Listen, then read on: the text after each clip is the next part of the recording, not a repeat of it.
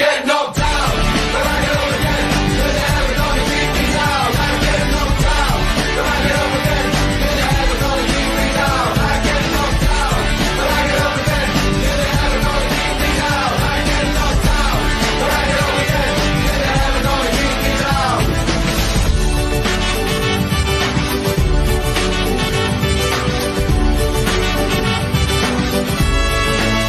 I get knocked down, but I get up again.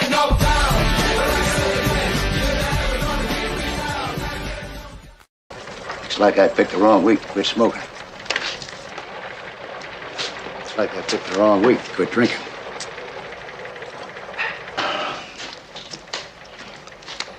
Looks like I picked the wrong week to quit amphetamines. Looks like I picked the wrong week to quit sniffing glue.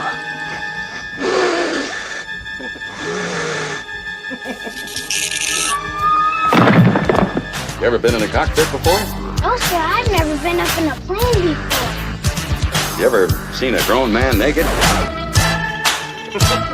Well, unfortunately, no, I haven't. Good evening, Talkin Trashers. Good evening. Welcome to the Recovery News at 8. I am your anchor, Eric Sean.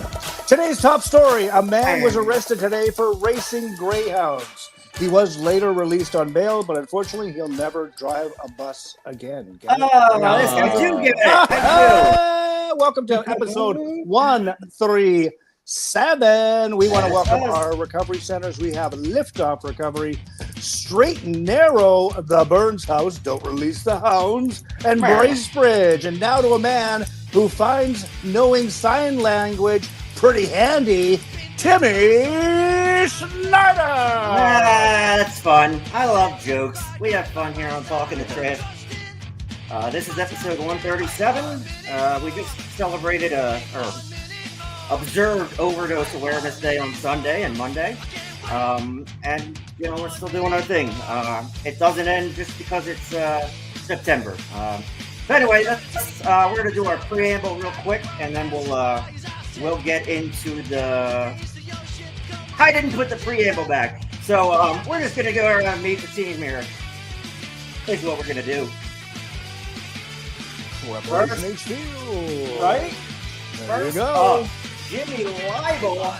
Timmy Snyder. How are you, sir? I'm good. Jimmy is 3 years sober and clean. There you go. He's our boy. He's 60 years old, 61. He's a father of two stunning, beautiful women. He's an AA sponsor. He's incarcerated, H&I stuff. He's the backbone of this place. Jimmy, what's going on with you? I'm doing awesome, Tim. Well, just looking forward to tonight's episode. We're going to be talking about the old Recovery Month of September being National Recovery Month.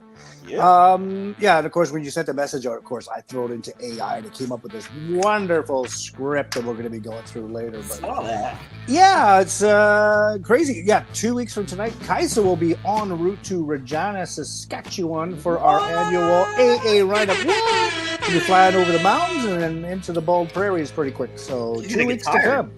Yeah, her arms are going to be tired. Just flew in. So, we're going to roll out the old red carpet and have her a good old Saskatchewan welcome. I want the whole thing on video. We just want a live cam on YouTube. Oh, hell yeah. We might even have to do just a little send some snippets in, right? Yeah. Maybe we might even do karaoke. We are doing karaoke. Speaking of which, the woman who kills the karaoke. Lord have mercy. What the hell? Schmeikers. She did karaoke the other episode, and she definitely won out of the three of us. Unbelievable. Please, I suck. You are critical. No. 5 years clean and sober, Kaisa. She's 62. She's also a sponsor. She's half Swedish fish. She's a Facebook recovery advocate, and she's everywhere. She's everywhere we need her to be. She's like, what's that slogan? I can't think of it. Whatever. Hi, Kaisa. How you doing? Hey, how's everyone doing? Good. Good to be here. Nice to see you. So, were you? Yeah, nice to see you too. You have fun doing a karaoke, or was that out of your comfort zone, or what have we? Well, you know, I didn't even like singing back when I was drinking. You know, it's a different thing if I'm, you know, driving by myself, then I can sing on the top of my lungs and I'm an opera star. You know, right? Exactly. But you know, then come down to reality. But you know what? I can't sing, and that's okay because for me, it's about having a good time, and I really had a good time doing that. Yeah, you were great. We I loved loved it. it. I have like 6 emails I haven't shared with anybody yet. People are huge fans of Kaisa on the mic. Duh. Kaisa, what's going on with you and Jim? Something's going on in a couple of weeks up there? Yeah, I got invited by Jim and his rodeo, or I call it rodeo roundup, this AA roundup council to Yep. come up to Regina. Yes, that's the name, Regina, Saskatchewan. The city that rhymes with And- fun. Oh, there you go, and Yeah, tell my story, me, in front of a room of a whole lot of people, a lot of them, me. Well, you're gonna do great. And Jimmy, what do you got planned for her? You gonna set her up or what? What's going Oh, on? don't worry. We got a full slate. There's not going to be enough time. Like, we're going to go to, there's a little town okay, you think Regina's bad? The next major city or town is Moose Jaw. Moose Jaw. Moose Jaw. And it has a little bit of a tie to Al Capone. He used to run liquor up from Chicago on the Sioux line into No Moose Jaw and kidding. then back in. Oh yeah, and they have tunnels, and we do a tunnel tour, and gonna do the chachi shit, and we'll hit some food trucks, and then have a supper on the Thursday night. And, Oh, sorry. yeah, God bless Yeah. you. That I got is- the Lot of car karaoke, so I'll record that as Yeah. well. Yep. And a friend of mine that I met on Instagram is coming down from Saskatchewan to visit. Wow. I don't know how you say it, but that place. Saskatoon. We transcend Saskatoon. borders around here, you know. Yes. We're just everywhere you need to be. So the last person on the list is the most important one. It is Willie. Willie, the place to be. I'm sorry, I really didn't make that. I did that wrong. Uh-huh. There you go. Will Douglas, look at this guy. He's 18 We months love sober. him. We love him. Jim, Love Will, him. you're Love 2 years sober in October, right? Will? yeah, it was October 1st. Cool. Very good. Willie's 42, just like me. He's from Georgia. He's a tweaker. He's a hardworking guy. He's turning his life around, and he's taking us with the ride. And it's been a blessing, really. It's nice to see, an idiot like Will figure it out. Will, how you doing, my friend? I'm sorry. How you doing? Well, it's we're navigating good. I ain't figured it out yet, but I got you. But we're so far successful or doing great. I'm good. It's a slow week, so I'm I'm enjoying that. Getting stuff done around my place that I wanted to. So yeah. That's a nice change of pace rather than doing everybody else's Yeah, stuff. right. Yeah, no kidding. I know, right? Well, I shouldn't speak too soon. You know what I'm saying? Right, Right. exactly. Yep. Never. Because as soon as you say something, which I'm happy for, but Yep. exactly. So that's But, our you boy know, Willie I mean, Douglas. yeah, We're proud of That's you. me. We're proud of you. You're doing a great job. I And appreciate it, and I'm proud of myself. Yeah, you Yeah, should be. you should be. Yes. Now, that's what it's about, people, is being proud of yourself, loving yourself for once, Mhm. We all hate ourselves. We loathe ourselves. But here in this new environment, this new climate, we can figure out who we are. Yeah, self-love is a game changer. Game changer. It is. Absolutely. Yep. You can hate the things you did, but you don't have to hate yourself, and that's the biggest thing right there.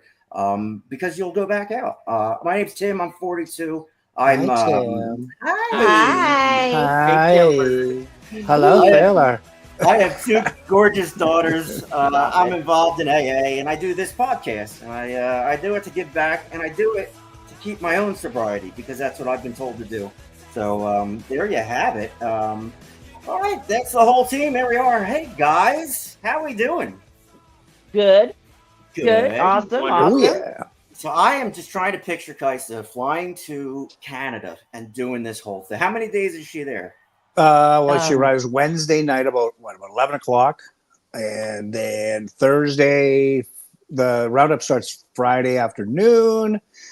We just have a few speakers that night, and then Saturday's a full slate starting at 8 till about 10 o'clock at night on Saturday. Then she flies out Sunday morning at 10 a.m. So Wow. it's gonna be whirlwind, and this is our 72nd AA roundup. So.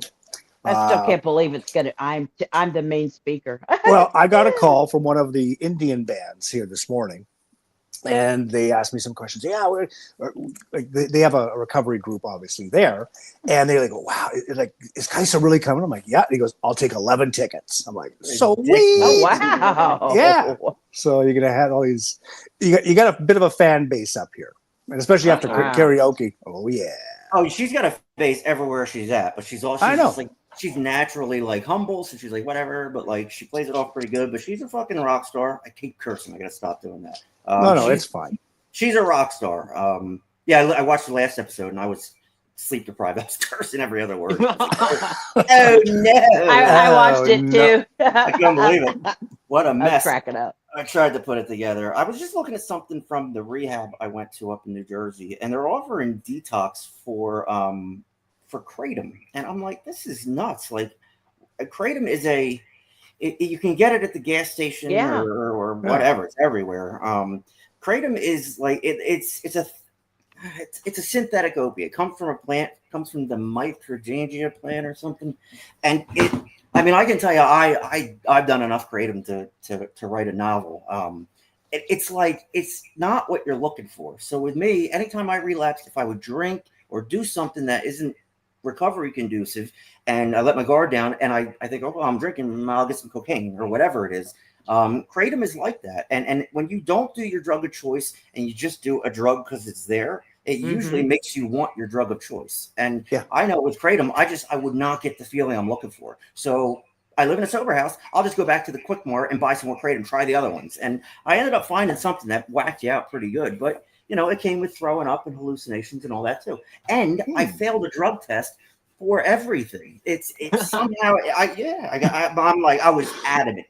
I'm like, I want to take another drug. Take me to CVS. I'm buying my own drug test. Failed that one too. I'm like, what the hell? In my mind, I'm like, this is how am I failing all these drug tests? It's not even clicking that I'm using kratom, but because I buy it at a gas station, it doesn't matter. So I just found that interesting. They're offering detox for kratom, and you know, like I said, if I use kratom, it would lead me to my drug of choice, and because it's not my drug of choice.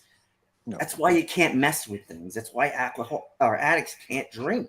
That's why, you know, we shouldn't smoke weed unless we know how to handle ourselves, whatever. I'm not condoning anything. I'm in the mindset of can't do anything anymore. And I'm just going to leave it to you guys at that. I mean, you just can't. There's no dabbling anymore. There's no trying stuff out and realizing you don't like it or whatever. You're dying. Well, it's true. And when I get my real quick, just when I get my coffee in the morning, there's a whole setup of this kratom, a whole display, all different kinds, you know, super wowie, and, you know, mellow days, easy nights, you know, try this one. And every single time I see it, which is every day, because I get my coffee at the same place, I think it's Tim. That's not good. No. Only because you said that, you know, you failed all the drug tests. And I look at it and I want to tell the guy, because I always talk to the guy that checks me out, you know, it's just no good, you know. And I'm like, okay, Kaisa, don't beat the drum. Just pay for your coffee and leave. Buy your lotto ticket. So we're looking at that's so funny. We're looking at kratom now, and like I got some things on the screen. Yeah, give me some scratchers. You see a little tincture bottle in the bottom left. They sell it in a concentrated form. That shit doesn't work. But there's ones that are come in pill form, and it comes in a powder form. It is disgusting. Like it is absolutely. It's drinking dirt. And I did this for a while I was sober, you know, and I thought I was sober. You know, I didn't think there was anything wrong with this. I get it from I don't have to get it from a doctor or a drug dealer. It's cool. Sanjeev has it. No, it's got, it activates your opiate receptors. So it's just one of those things. Like I remember working at Detox and having a guy come in and his luggage and belongings just kratom everywhere. Like we didn't stop joking about that for months. This guy had so much kratom. And he came in specifically for kratom, but we didn't have kratom detox back then. It was 2017, 16, whatever.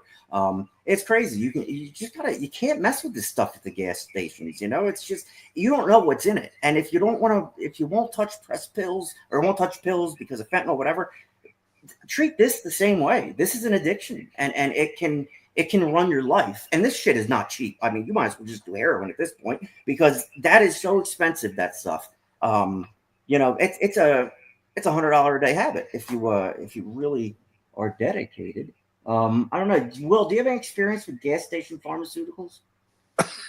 Uh, well, no, I mean I've had kratom before, but I usually when I had it, I was strung out on meth and G, but and like I had somebody I knew from high school. They owned a smoke shop, so like anytime he got new stuff in, essentially the same thing as the gas station, you know. Um, but I guess when you're like strung out on meth, like the kratom really doesn't do anything for you, even if you No, it take like a whole doesn't. bag, even if you It take a whole doesn't. bag.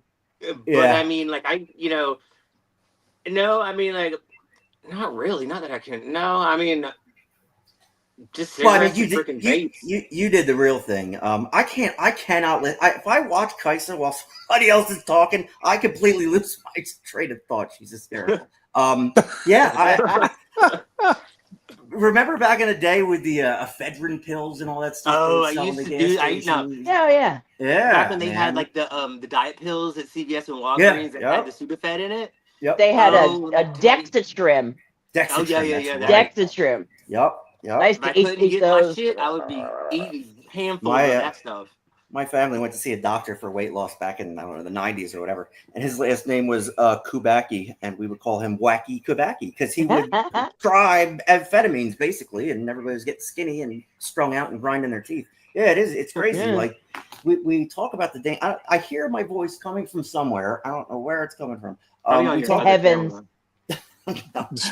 We talk about the dangers of fentanyl overdose and being tricked into thinking you're taking something that it's not.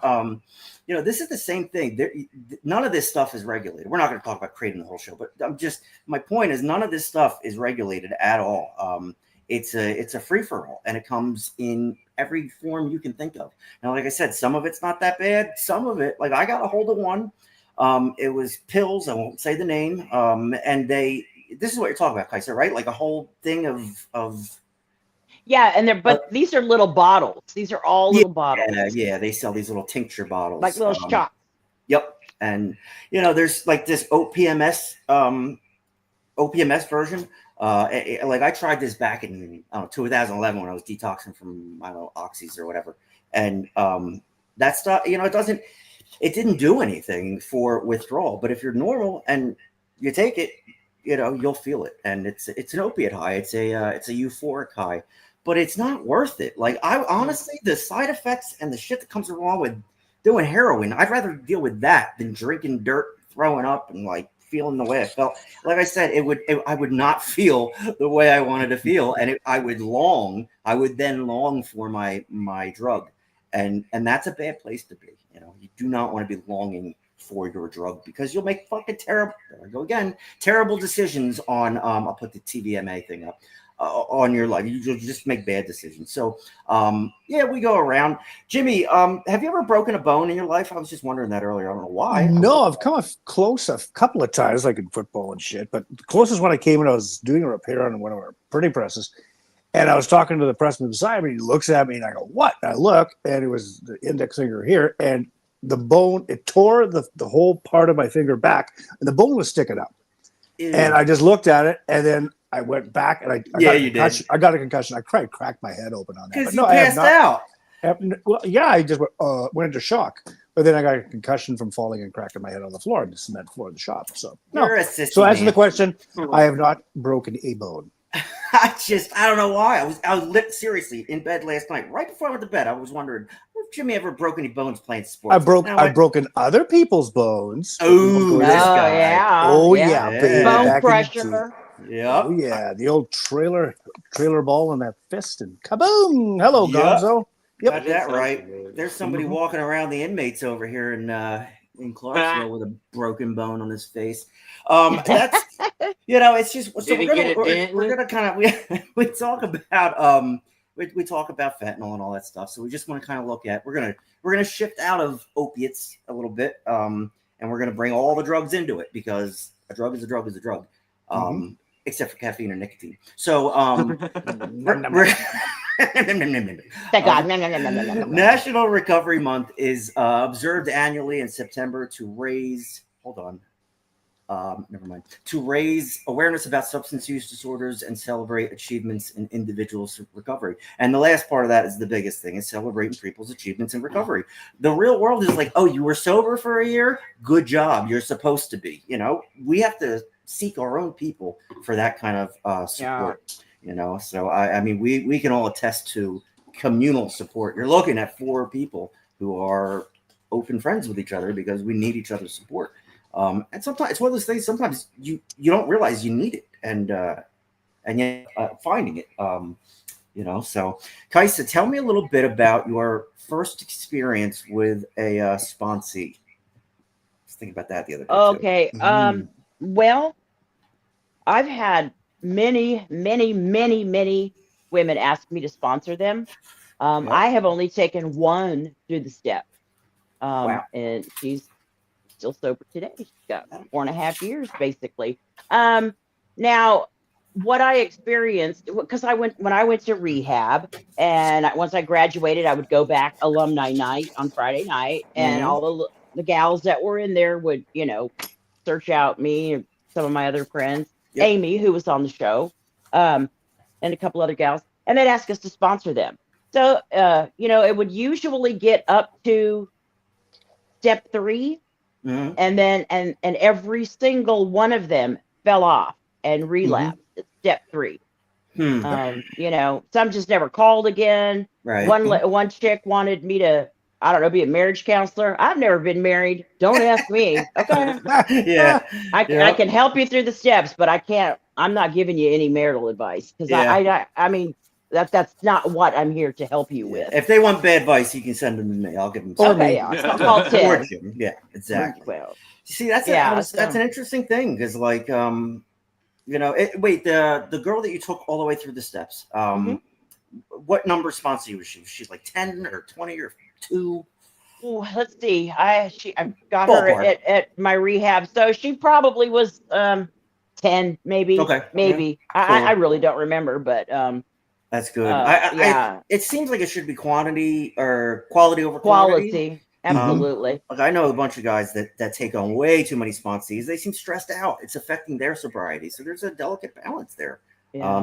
Jim, this gal. Oh, I'm sorry. Go ahead, guys. No, I just want to say that she was hungry. She was willing. She wanted to do whatever it took. Yep. And with that, when you have somebody who's so willing, I mean, it just brings such a joy to you. It does. And you see that the light turning on in their eyes. You see the darkness leaving their face and their aura.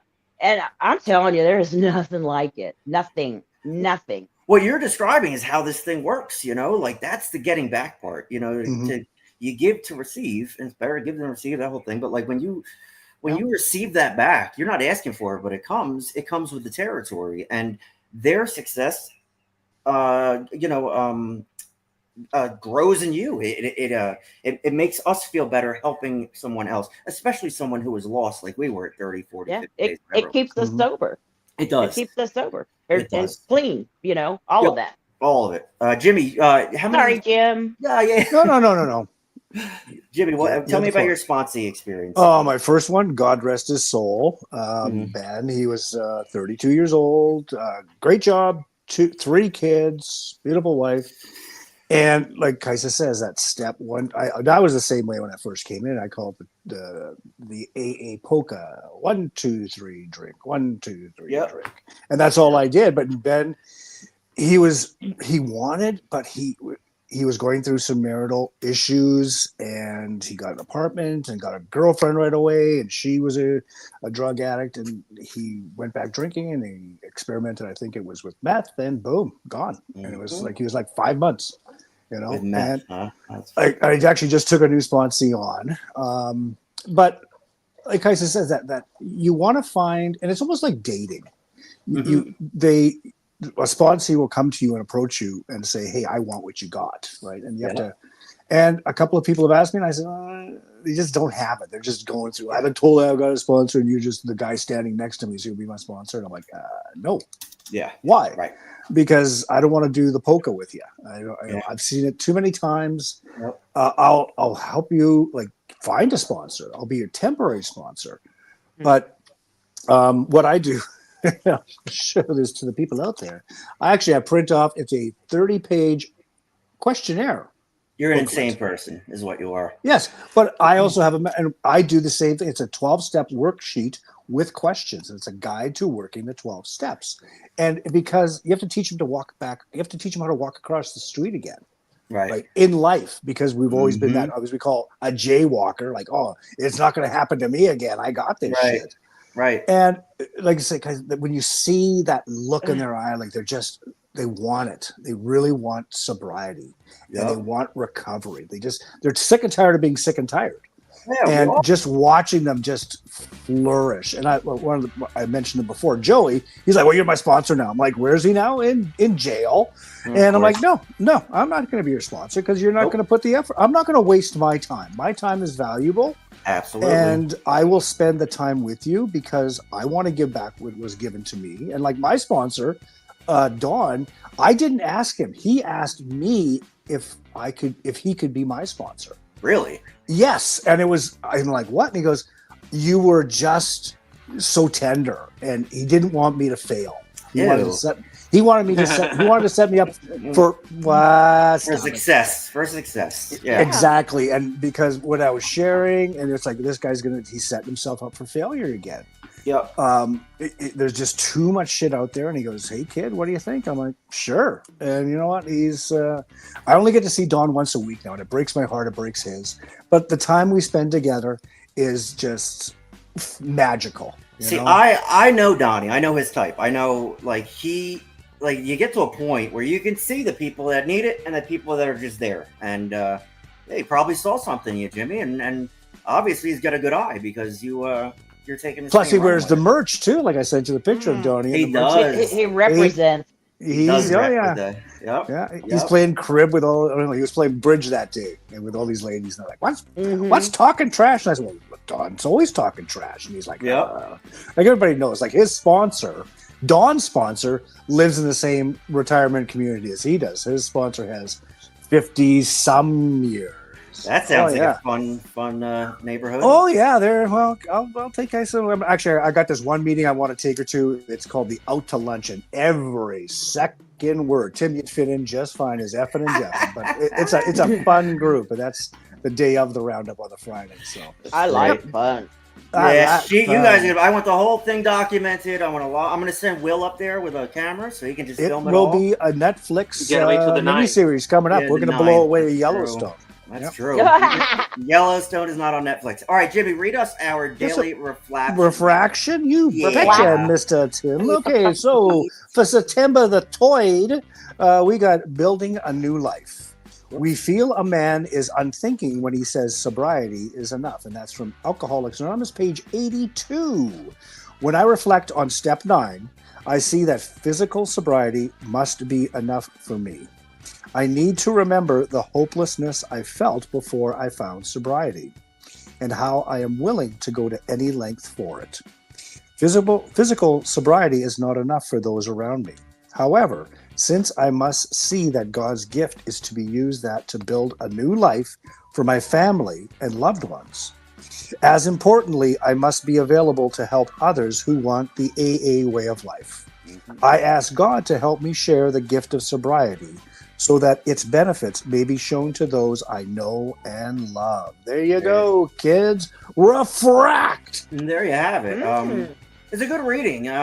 Kaisa, take us through it. Tell me what you think about this particular building a new life. Well, I mean, you absolutely do build a new life. I'm sorry I'm going over here, but I was just thinking the other day about how people in recovery, their Work is Strong program, and what a fantastic job they do at work, when when they couldn't be trusted before because they couldn't show up for work or whatever. Now they're like the best workers you can have. So that for me, that was a big deal because I was drunk on the job, Right. I know I wasn't a good worker. They kept me around. I don't know why, but they did. And, and now I see the change in me, and it's like I care about my job. I want to do my best. Yeah. You know, I don't procrastinate. Well, at work, so, you know, Yeah. I'm right. not perfect, so yeah, I got some procrastination in there, but Me for the too. most part, I don't. And I really do a fantastic job. And I also work with a fellow, you know, alcoholic, you know, addict, and she's amazing. She's Yeah. absolutely amazing. So what does that And do for your sobriety? well, I mean, here I have somebody who understands me completely and understands the disease and has been through it, and I have her there to bounce off any kind of thought, Sure. or whatever, you know, idea. Because, you know, in here, this is the worst place for Oh me to yeah. be, inside there. And if I Yep. don't let it out, then it makes up all kinds of stories and stuff that Mm-hmm. could end up, you know, being a little pebble and then rolling into this huge Yep. snowball. And then, you know, Snowball. I could relapse, you know, and I absolutely don't want to do that because I don't have another getting sober in Yep. me. Yep. Um, Mm-hmm. you know, I decided when I got sober that that was going to be my last time. Yep. So I was going to do whatever it took. But having somebody with, you know, the like mind, who's been there, who understands that is just, there is absolutely nothing like it. Yeah. I mean, I can't just talk to somebody who doesn't understand, somebody who thinks, oh, you're an alcoholic drug addict, you suck, Yeah. you know, and you try to talk to them and they're just going, well, you know, you're just because you're messed up, you know, Right. because you did so many drugs, there's Right. no hope for you. Yep. Yeah. Yeah. So It's stigma. You know. It's like. It's how yeah, it is. absolutely. All right. Real So. quick before we get into anything else, let's take a look at Mr. Boycat. See how he's doing. Little Boycat. There he is. Boy, Oh, hello. hello. Hello, good Oh, boy. Hello, He's Mr. so Boycat. sweet. good. Yum, yum, yum, yum, yum, yum, yum, yum, yum, He's yum, so yum, yum, good. yum, yum, yum, yum. Oh, we love that little cat. I love him. Good boy. Oh, he's so good. What's his Look scratchy at him. belly? Look, he wants to scratch his belly, but I won't do it. He was living his best cat life, except for when he gets a bath in the sink. Yeah, I burped him that time. I got yelled at the camping trip. Hello, Kit Kat. Hello, baby boy. So he's like, hello. He likes drugs too. Nice. So he's a good Yeah. cat. So we yeah. So all right. So I can make as many slates and graphics and breakdown recovery and as I want. But the theme that I'm hearing here is willingness. Is people you know, we're in recovery, right? So if you're in recovery, going to meetings, doing stuff like this, you're going to run into people, right, that are maybe not even like-minded. Like, listen, half the people there don't want to be there. 70% of them are going to relapse. And like they say, well, 1 in 10 makes it. Well, those are shitty numbers, and I don't think it needs to be that bad. I think we can pump the brakes a little bit, and you know, I whether you want it or not is what it comes down to. You can get sober anywhere. It's whether you want to get sober or not is going to be the difference between sobriety and a life of addiction. So we look at the purpose of Recovery Month overall. It's to promote recovery from substance use disorders, obviously. It highlights treatment and support services, what you do when you need help. Most importantly, in my mind, it celebrates the successes of individuals in recovery and reduces the stigma associated with substance use. And you know, treatment is really, I mean, listen, you can get sober anywhere, but like whether it's going to be successful or not is whether you have a sobriety plan. And some people think, all I got to do is stop using and I'm good. That's where you fall short. Is you think you're okay and you're not. You know, you need treatment. Like some people, honestly, from my experience, if all right, say you're a 35-year-old person who's been using for 10, 15 years, you need excessive inpatient treatment. You need your phone taken away. You need your liberties taken away. And you need to want recovery. Some people just go to rehab for an oil change. They just go to, you know, appease somebody else or courts or whatever. You know, there's a very small percentage of people who want this thing, right? And you're looking at 4 of them, but like I had to go all over the country. It took me a year to find 3 other people that feel the same way I do. You know, and we're all like-minded and we all share the same affliction. And you know, that's the level playing field we have, is having an addiction. Is it a bad thing? It is. Can it be a superpower? Absolutely. So, Yeah. And you know, the using part, whether it's drinking, whatever, drugs, to me it's all the same thing. So yeah.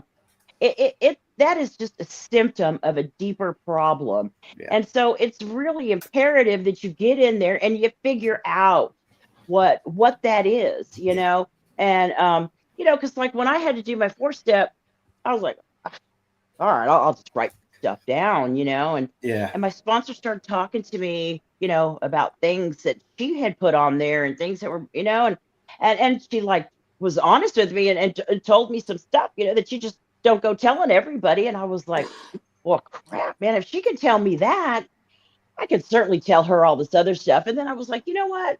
I don't even care. I'm right. What have I got to lose, man? Let me Mhm. just start writing. And I really thought I would, a couple pages. Oh my God, I have a spiral notebook. It took me like a month and a half pretty much to get through my 4th, 5th step. Mhm. See, But in I'll our, tell you what, it was like the mother load of a relief. I'll bet. I'll bet. I mean, listen, like for us in recovery, we don't know what to do. We don't know how to get sober. Sobriety is uncharted waters now for us. And now we're like, we're floundering. We don't know what to do. Who help us, help me, And there's like I said, there's a very small percentage of people who actually want it. There's a large percent of people who need it. And there's a lot of people who don't get it, and that's the sad part. There are people out there that can't afford or don't have insurance or whatever. And they're just living this life of using, running around, and then not having money, not having drugs, withdrawal, and then using again, and then getting arrested. It just repeats, and it's brutal. Will, can you read what is addiction treatment? Certainly. Recovery Month, addiction or treatment. Drug rehabilitation is the process of medical or psychotherapeutic treatment for dependency on psychoactive substances such as alcohol, prescription drugs, and street drugs such as cannabis, cocaine, the heroines, and amphetamines. The heroines. That might have been me. I don't know. The heroin. Will, tell us what detox is. Detox is detox. Yeah, it's fun. Good Good time. No, I mean, you've never been to. I mean, detox is when, like, I mean, your body. I mean, You can read it on the screen if you like. I thought you were asking. and Detoxification is a set of interventions aimed at managing acute intoxication and withdrawal, a clearing of toxins from the body of the patient who is acutely intoxicated and/or dependent on substances of abuse. Detoxification seeks to minimize the physical harm caused by the abuse of substances. That's it. End of story. So that's what medical detox is. Period. And detox, like that's step one. I have a problem. It's important. Now I need help. Oh. And you need, whatever it is. Like, all right, so I don't have insurance. What do I do? Go to the ER and take it from there. I don't need to tell you exactly what to do, but you know what to do. And the help is out there, whether it's freely given to you or you have to fight for it a little bit, it's there. And sometimes having to fight for it is important because the journey is more important than the destination sometimes. So, Jimmy, when you detox, you said they didn't give you any meds or anything, or how did that go? No, it was just basically just dry out is what it Yeah. was. Yeah. And like he just like I printed this thing out, like celebrate the progress, not the perfection. And I remember when I first went in and kind of sobered up, I'm like, oh, I got 5 weeks here, and then I'm just gonna go back to the way life was. And then getting that email, you're not coming back, and it's like, shit, life's got to get lifey. So I just grabbed the bull by the horns, and you just have to. Like I read something the other day. Just bear with me. You've suffered so, like you've suffered. We've all suffered. You didn't survive this far to keep going, right? Right. All that pain that we all have gone through, to give up, and just give it a shot. And yeah, the numbers are low. Like stats don't lie. But you got 4 people here who made the choice and saw from other people out there in recovery and in sobriety that recovery is for everybody. Right. It is. It's not Absolutely. picky and choosy. Well, no, you don't fit the demographics. No, if you want it, we'll help you through it. And yeah, people are going to say, well, you're a drug addict, you're da. But hope, it's contagious. It really is. And that's one thing I got was the restoration of hope, because for all those years, I was just happy. I'll be happy when. I'll be happy when I get. And I got all that. Was I happy? No. Now that I have, we're in the shirt sobriety. Yeah, I'm sober, but am I in recovery? That's Right. the difference. Like once you get the shit out of your system and you got a clear head, start working on between here and here. So That's where. you guys both talked about step 4 and people going out on step 4. Oh. Let's just take a look at the first 3 steps real quick. Yeah. Jim, explain 1 through 3 for us. Okay, so we admitted that we were powerless over alcohol, that our lives had become unmanageable. Step 2 came to believe that a power greater than ourselves could restore us to sanity. Step 3 made a decision to turn our will and our lives over to the care of God. So As we understood him. That is Thank key. you. As we understand our concept of a higher power. It doesn't have to be God. And that was a big hang up for me. Being a recovering Catholic, it's like fear, guilt, and shame. And that's all I knew because that's the way I was raised. Yeah. And when I saw the word God, it's like, I'm done. I'm out, tapping out. But just realizing that there's something out there that has a better life for me. And just surrendering, just shutting the hell up and just listening to people out there who are shining examples, right? Are just living a good life. Yeah. And you know what? You will have a better life. You get back to normal and then you become a better version of yourself. And that's the miracle. It is a miracle. That's a miracle. It is a fucking miracle. Oh my God. It is, and it really is because you see people who were on Skid Row and I like, it's just, we're not sitting under bridges. They're doctors, lawyers, police. I sponsor a policeman who's in the program, right? Yeah. They're everywhere. Like addiction does not care. It doesn't matter. It will take you and slam you, and you just, and then just keep coming back for more because I was just at corrections the other week, and these guys were like, "Well, I liked using drugs." Well, I like to drink too. Sure. I didn't like the aftermath, but yeah, it was my solution. It was the only solution I had was to drink because everything went away. Yeah. But I went away with that first drink. I did not become me. I was that Jekyll and Hyde. That's a great way to explain it. Yeah, it's 2 different people. Like I'll bet there's Meth Will is a complete lunatic. I'll bet he's not even Will. No, he's John. I mean, like, yeah. Yeah. I'm a lot of different. I mean, I have many personalities. I know you do. I like this one. We all like this one. We love him. We love him. We love him. I mean, I'm always doing something. Whenever I mean, like always. Oh yeah, always. He's a nightmare.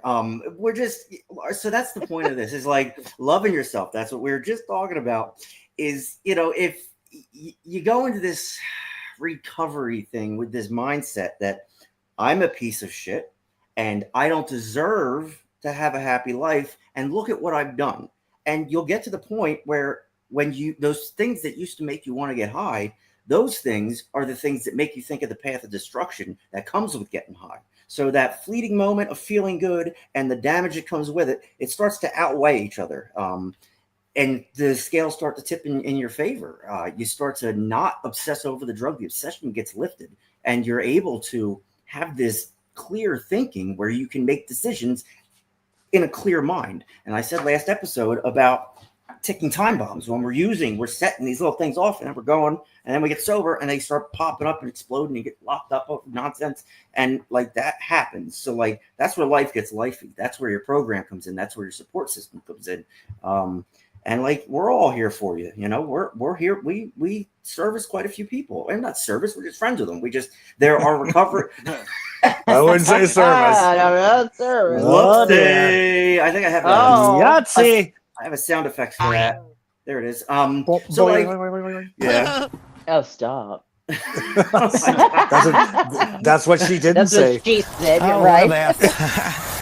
So look at this. You know what I mean? Yeah, sure. Oh my God. Okay. So Silence. here's some tips for recovery and entering recovery. Don't be scared, but don't detox at home. Please don't ever do that. I have done it 15,000 times and I failed 15,000 times. Medical intervention. We just said that. It's out there. Now, listen, addiction is now a ICD-10 whatever medical diagnosis code, a substance use disorder. So you have a medical problem, and the world's starting to recognize that. And co-occurring conditions, and dual diagnosis. That's all out there now. So if you're thinking of entering recovery, don't be so scared. It's not as bad as it was 20 years ago when you just sweated it out in some I don't know, some outhouse in Nova Scotia like Jim did. So things It was are pretty damn near close to that. I boy. know. I've heard of the place. It's pretty important just to just. It's hard. It's hard to go in and say, "Listen, I'm an addict." You know what I mean? It's hard to have a job and be in charge, and you're an addict. There's thousands of them. There's millions of them. It's hard to say it, but to seek medical intervention, you're saying, "I got a problem. I need medical help." Benzos or alcohol, it can be fatal from having a stroke or a seizure. Yep. Opiate withdrawal can last up to 7 days. Alcohol, 3 to 4 days. Those are just numbers I'm throwing out there. I mean, honestly, it just depends on the person, but that's an average. You put Suboxone and things like that in there, and the numbers change quite a bit. But just regular opiate withdrawal, 24 hours, you feel like shit. 48 hours, you're shitting. 72 hours, you're sweating, you feel like shit, you're shitting. And then 96 hours, you haven't slept. Now the sleep deprivation comes in. It sucks. That's why you need to be medically monitored. And alcohol withdrawal, without a doubt. You pound your last shooter before you walk into the place. And that's what everybody does. Yeah. I did. I proud of you. did. Everybody does the last hurrah, they call it. And when I started working overnights at the recovery center, I didn't think things would change as much as they did. But the shit I saw working at that time of night is people just getting their last thing in all day long. And then they come walking in with a 40, a Heineken, and throwing up on our couches and shit. It's real. Alcohol and benzos, very dangerous. Do not ever try to withdraw at home or detox at home. They can give you comfort meds. And sometimes, like alcohol, they'll probably give you they'll definitely give you a benzo, Librium or Ativan or something to make you comfortable. You're not going to be sweating. They gave me phenobarbital. Phenobarbital, yeah, phenobarbital, yeah, for 3 days, and then after that, they tapered me off, and then then I didn't have anything else. Yep. But I didn't need to. Yep, it depends on what Thank you God. need. I mean, so I've seen people come in for cocaine withdrawal or cocaine abuse or amphetamine abuse, and they're like, I don't get any help. I'm like, well, not really, dude. I mean, I'm not your nurse, but no, you don't get Suboxone, you don't get Ativan. You're just go to sleep for a few days, and they'll help you do that. But they'll give you comfort meds, and I'm not talking prescription medication. They'll give you things like Imodium and I don't know, Zofran, things for your stomach, just stuff that Some trazodone. Trazodone. Addicts look at this stuff like, please, you kidding me? Come and play in my room. I could eat the whole bottle. Exactly. Yeah. So they'll give you trazodone or whatever. Trazodone. I used to try to get the max, and then I would try to stay up as long as I could, just so I could I know, me too. Trazodone's terrible for that. Oh yeah, I know. Ambien's a different story. And then No, I remember my Ambien story. Oh yeah, we got a few of those. So it is the first step towards lasting recovery. You can't do step 3, then step 7. I'm not talking about the steps. I'm talking about like what you do, sober house, aftercare, all that stuff. You can't do that in out of order. It has to be done in order, just like the steps do.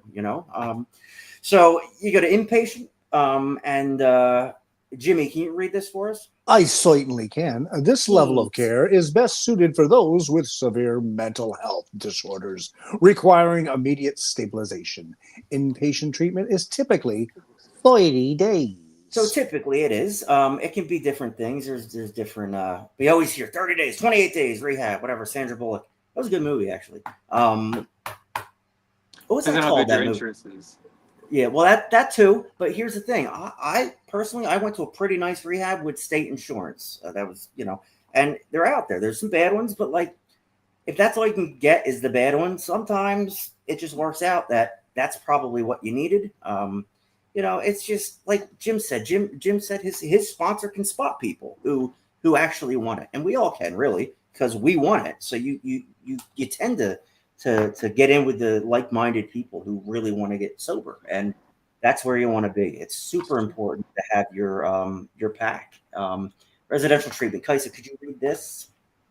Okay, residential treatment. This level of care is ideal for individuals who need long-term rehabilitation and support in a less restrictive environment. So most importantly, Kaisa, let's talk about mental health real quick. I mean, how does mental health tie in with recovery and addiction and all of that? Well, I mean, mental health. Okay, like for me, my mental health was in the gutter because I thought that the drugs and the alcohol were the answer to my Mhm. problem. Mm-hmm. It was a very slow form of suicide. And, I would always say I would never kill myself. And then all of a Right. sudden, like right when I knew I needed to get sober and I had a moment of clarity, I was like, well, what are you doing? You're Yeah. doing, you're killing yourself slowly. Yep. And then, so, mentally, I was just, I had a spiritual malady, definitely. And I was in a awful place and I Hmm. needed to get help, rehab, first of all. And, Yep. really, and then of course find a program of recovery and work a solid program.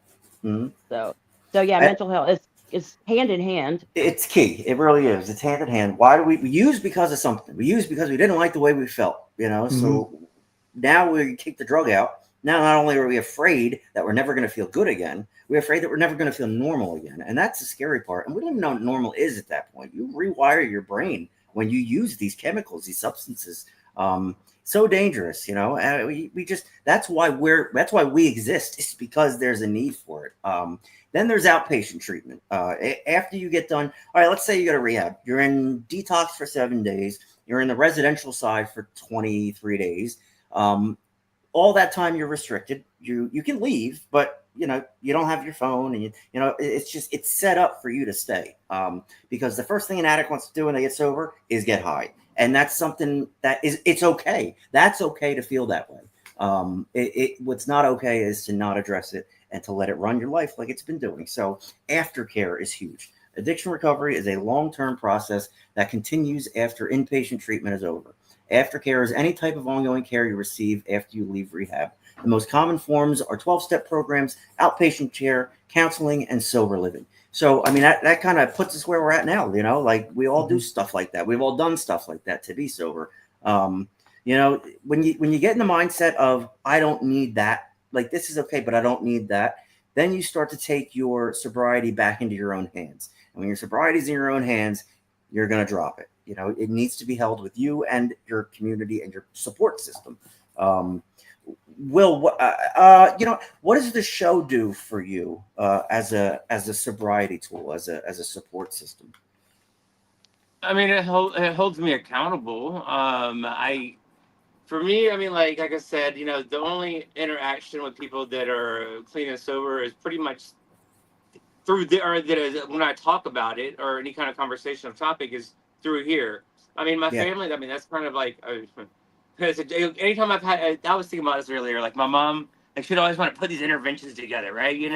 And like I get there, and like, oh, this is a family problem. This is all of us. But then when you get sober, guess what? I'm like, I Yeah. want you to go to Al-Anon or Nar-Anon. Well, it's not my problem. I don't need to go to that. And I was Yeah. like, oh, no. But you just had this whole Yeah. speech. But yeah, I mean, like I was, I mean, it's just hilarious. But for me, I mean, it just keeps me in the, like where I don't forget about anything, because if I were not on this podcast and do this talking about it, then I mean, like day by day, it slips further away because I'm not Slowly. talking about Yeah. it, So, Yep. but and accountability, I mean, like you said, if I get on here and I messed up, you're gonna know. I mean, like, Yeah. come on Yep. now, Yeah. Exactly. So Come you on. won't come on. Obviously, you just disappear. I mean, ghosting you. Right. But like I'll be how? out chasing something. A good idea. Right. Mm-hmm. This guy. Oh, go figure. Look at that. Oh, look at that. So like I picture you building your new life at 42 years old. I'm 42 as well. Well, 43, but who's counting? When did you turn 43? Oh, that's right. May 9th, or not Mother's Day this year, but I was born on Mother's Day. So you're older than me. So you're 43 years old. So like up until now, obviously you haven't been living recovery. You've probably been bouncing in and out of rehabs and 12-step groups, I mean, things like I've that. lived recovery. I mean, like, I don't mean I that. have. I mean, I have. I mean, like, the longest stretch was, like I said, when I was in drug court, which they fought me. Like, I mean, like, I had my own apartment. I had I had a full-time job. And I was like, I had to go to, I mean, like, I don't say some meetings I wanted to go to, but then, I mean, I had to go to, Yeah. I mean, like I was doing the whole structure and like doing way too much. Yeah. That's what they put you through. But I mean, like, yeah, the sobriety was a lot longer, but then again, like it was a burnout. I mean, But Yeah. I mean, but this White time knuckle. it's like, the difference is I want it this time. I'm doing it for me, and I don't give a shit. Like I said, I love myself now, so therefore it's a lot easier. It's a lot easier to say no to people. It's a lot easier to make my own. Like Right. I'm a people pleaser. Like I'm always gonna say yeah, I got you, Mhm. whatever. But now I'm like, if it's not good for me, then Right. it's not, and I'm not doing it. Look Yeah. at Not this. to be a dick, but Don't Well, be a dick. so like that's my point. Like like family. Like you get sober, you get around family. They don't want to talk about your addiction and what things you've done and all that stuff. unless So they think you're doing something wrong, then they'll oh bring it yeah, up. Mhm. get it. It's happening. Nope. Could you pee in this for us? No, I can't pee for the next year. So it's like it's great that you mentioned that because you're doing an awesome job. We all see it, and Appreciate it. you come in here like better every show. I guess I don't know. You just seem like more of Will. I love Will. Will's the best. We love him.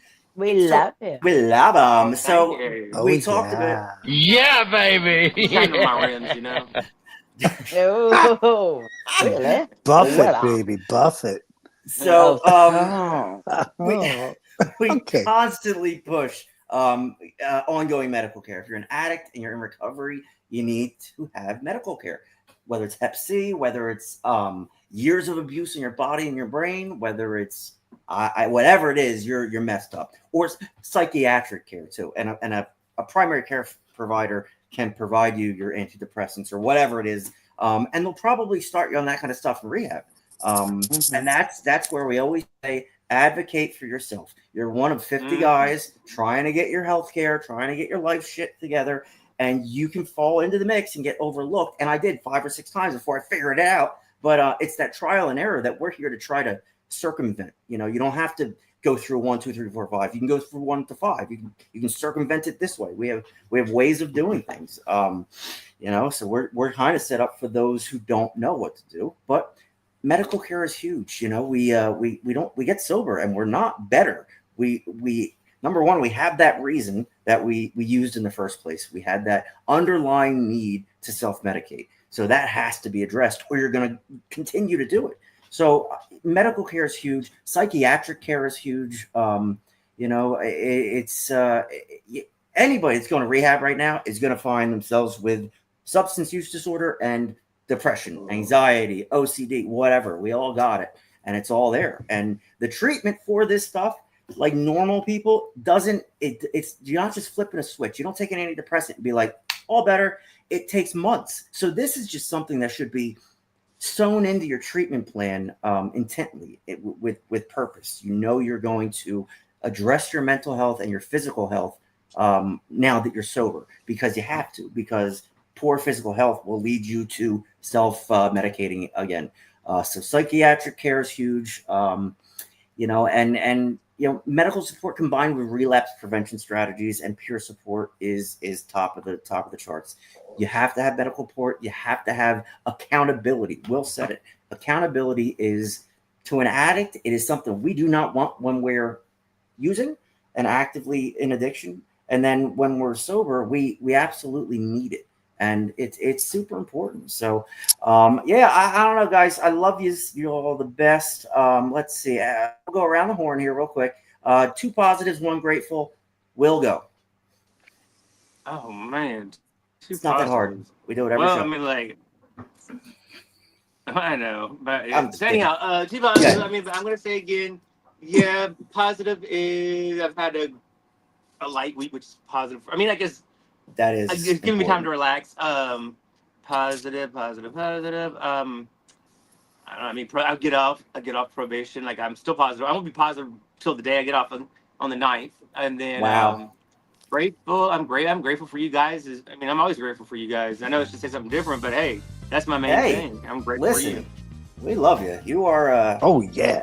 you're a lifetime friend. Kaisa, give me a couple things you're grateful for and something else, A whatever. couple of this, that, and the other. Okay, well, I'm gonna go with the work thing. Mhm. It's actually been rather mellow and less chaotic, and that is always such a freaking blessing. I tell you. Okay. Mhm. So, and then another thing, my mom's in a good place. You know, Yeah. Mhm. it makes me sad because her mind, she don't know what's going on, but she's being cared for, and that takes the load off my plate. So, I mean, it's just a process of my feelings, and I'll get through it, you know. But I know it's the best thing in the world for That's her. great. Yeah, it's hard. It's hard. Yeah, and you know, I'm grateful that I got to wake up today to do this thing again, and for you dudes, Hey. Well, the I guy, mean, Hey. you that didn't guy wake that made me sing. right? Sorry, I got her Mhm. too. I made her do it. What I did was I Yeah, didn't tell you did. anybody about it. I sprung it on him. I knew she'd do it. She did it. She killed it. Jimmy, give me 2 positives, 1 grateful. Two Jimmy! pause. Oh, okay, work's going amazing. So that's pause one. I'm just learning the technology, and that those when I was talking to the Indian or First Nations band today, and they Easy. said, "Well, Kais is the I don't gotta be careful here." And once they said, "Oh yeah, we follow Kais and we love you guys in the show. We're buying 11 tickets." And one thing I'm really grateful for, this little shit. I love Jason. I'm going to be kissing his face in 2 weeks. Hello. There you go. And I got that from my sponsor, kids. So there you go. Find somebody that'll give you a dog. There you have it. No, Very good. don't do that. Well, anyway, no, sorry. Never Yeah, mind. just life is just it like Kaisa said, it's just calmer. Like it's busier than hell, Right. and it's not Yeah. puppies and rainbows. Shit still happens, Yep. but you have the tools now. Mhm. So use them. Like, and Yep. don't. There's a quote I heard today: "Recovery is not a race. You don't have to feel guilty if it takes longer than you thought it would. That's okay. You know, it's not. It's a journey. It's not a race. You know, celebrate the progress, not the perfection. Right? So just go for it. Just do it. I just do it. Right. You just do it. Recovery is not a race. I like that very much. Mhm. All right, so let's get into our just for Tadazzle. My Nazzle first My Nazzle. nozzle. That'll be well, y'all. Do it.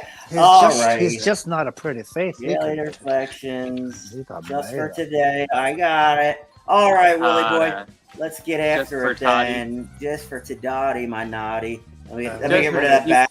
Humility expressed by anonymity. Humility is a byproduct that allows us to grow and develop in an atmosphere of freedom and removes the fear of becoming known by our employers, families, or friends as addicts. Many of us may not have and understood the idea that anonymity is the spiritual foundation of all of our traditions. We wonder how this could be. What does anonymity have to do with our spiritual life? The answer is plenty. By guarding and cherishing our anonymity, we earn spiritual rewards beyond comprehension. This is great virtue in doing something nice for someone and not telling anyone about it. Mm-hmm. By the same token, resisting the impulse so proudly announce our membership in NA to the world in an effect, asking everyone to acknowledge how wonderful we are make us value our recovery all the more. Yep. Recovery is a gift that we've received from a power greater than ourselves. Boasting about our recovery as if it were our own doings lead to prideful feelings and grandiosity. But keeping our anonymity leads to humility and feelings of gratitude. Recovery is its own reward. Public acclaim can't make it any more valuable than it already is. Just for today, recovery is its own reward. I don't need to have mine approved of publicity. Only douches need to go on a podcast and advertising. And there you have it. Just for today. All right. I mean, yeah, it's a touchy thing with what we're doing, but you know what? Jim says it. He suffered in silence, and we recover out loud. Damn So, right. Come on, somebody. Sobriety Come on, everybody. is a beautiful thing. Let's see. We will see you on Sunday. Sunday. Sunday. And who are our special guests, Tim? Noel Borgia, Sam and Noel will be in the house. Oh my God, yeah. No driving in between then. No, I'm not. Yeah, I'm, no. not leaving, I'm not leaving the house. So, all right, boys and girls, I love you. Good job, and Love we'll you see you too. on Sunday. See you. Happy trails to you till we meet again.